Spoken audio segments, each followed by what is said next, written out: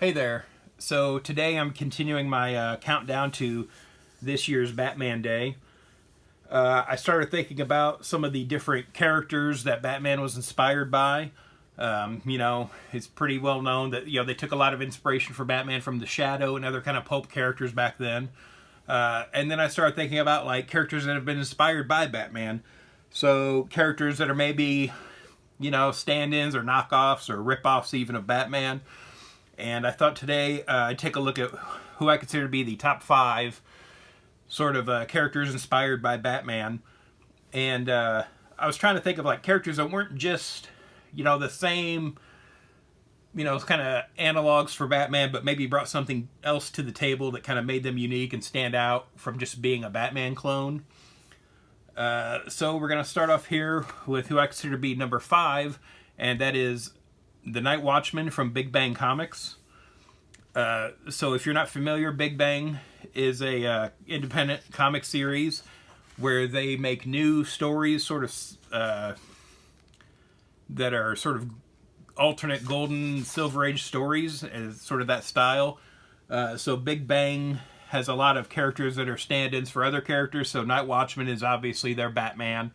We have Kid Galahad here as the Robin. This book was being published by Image at the time, so we have a Silver Age Shadowhawk here, which was never a thing, but it's kind of a fun kind of new version of the character that they could bring to the table here with this series. So yeah, I like, old school Batman stories, and, the thing is, they're not making any more, if you want to read old school Golden Age, Silver Age Batman stories, you can. There are various reprints and other, places online maybe you can find them to read. And, a lot of those stories, the original books are unaffordable for most fans anymore. So, there's that. But, yeah, if you want new stories in this style, Big Bang is kind of your only place to go, really. So, yeah, I like this series. I really enjoyed Night Watchman. I thought it was a fun character. Yeah, and again, it's like, you can always go back and reread those old Batman stories, but they're not making any more, so I feel like that's kind of what you get with Night Watchman. Next up, my number 4 pick is The Midnighter from Authority. So this book has, it's a team book, and they have Apollo and Midnighter here, which are sort of their stand-ins for Batman and Superman. And what I feel like is unique to them is their relationship. They are a couple in this story. You'll get, DC will do stories about Batman and Superman having relationships, but, not with each other. I doubt, unless, with the exception of maybe like a one-off Elseworlds or something, that's something you're never really going to get. But I feel like that's something that you can explore more here with Midnighter and Apollo, and I feel like that's something that they kind of bring to the table. I think, you can also make the argument that, like, oh, Midnighter is much more aggressive, is a more violent character. But it's like, we're always going to have violent Batman action stories. So I feel like their relationship is really what kind of sets Midnighter apart from, sort of standard Batman stories. What'll be interesting to see, too, is that James Gunn has said that, the Authority is coming to his DC film universe. He sounds like he's a fan of the book. I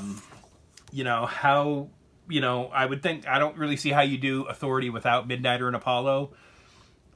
It'll be interesting to see how they differentiate these characters from Batman and Superman on the big screen. You're already going into a weird situation where, you're basically rebooting the Justice League characters, and now we've got alternate versions of these characters, so it'll be interesting to see how they handle that, how they switch them up and that sort of thing, kind of make them unique.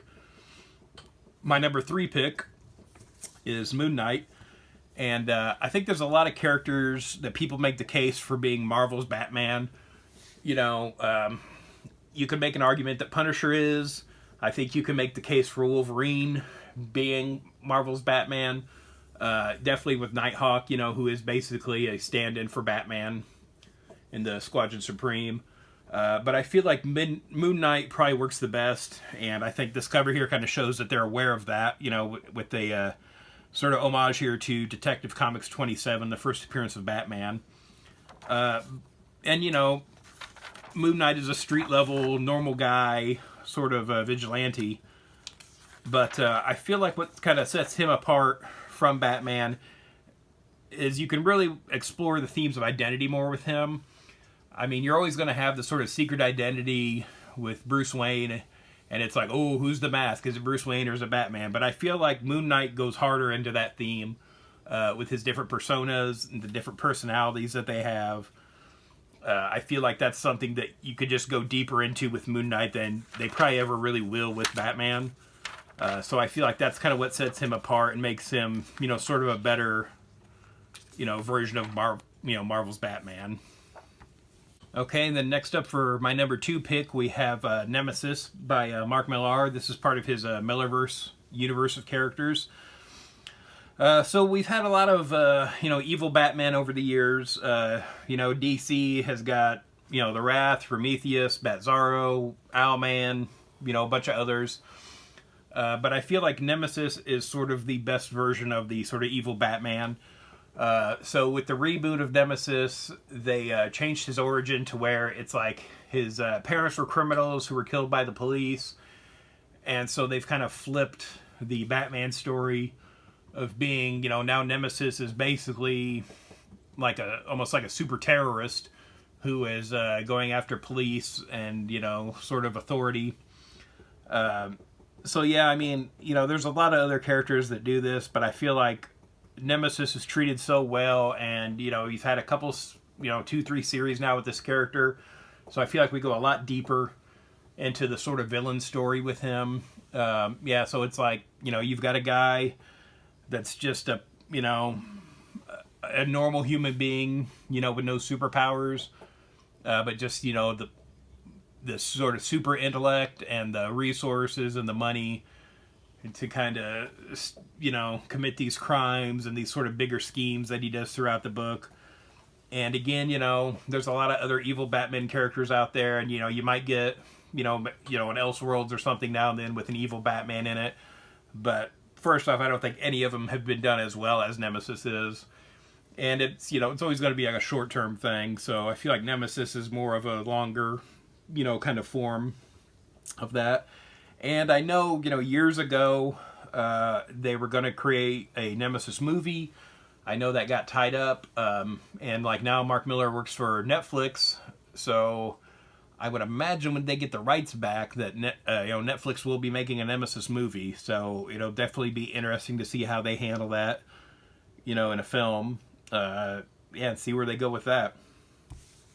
My number 1 pick is sort of a twofer here, and that is Dragonfly and Dragonfly Man from the Wrong Earth. This is a series from Ahoy Comics written by Tom Payer. And I know he was supposed to be part of a Superman creative team back in like early 90s, early 2000s with, you know, Mark Waid and Grant Morrison and Mark Millar, I think. And so what this book is you have the Dragonfly Man, which is sort of the Silver Age classic version of this character. And then you have the Dragonfly, who is like the more modern, sort of gritty, you know, crime-fighting version of the character. So essentially what we have is like a Silver Age Batman and a modern age sort of post-Frank Miller Batman. So yeah, it's not like, this isn't the first book to kind of deconstruct Batman, but it's handled really well with this. There have been a few series now. There's some stories, I believe this first one, where they just sort of switch places between their respective universes. There's other stories where they team up. And, you know, the nice thing, too, about this is that nobody really gets the short end of the stick. It'd be real easy to kind of clown on the Silver Age version of the character, I think. But, you know, he's still shown as being very competent. And, you know, the more modern version of Dragonfly, you know, definitely has his flaws. So, yeah, it's just handled really well. And again, there's a lot of story potential here. They've done several series now and one-shots and different things. And yeah, I am, you know, not getting tired of it. You know, if this were a monthly book, I'd be reading it every month. It's just handled really well.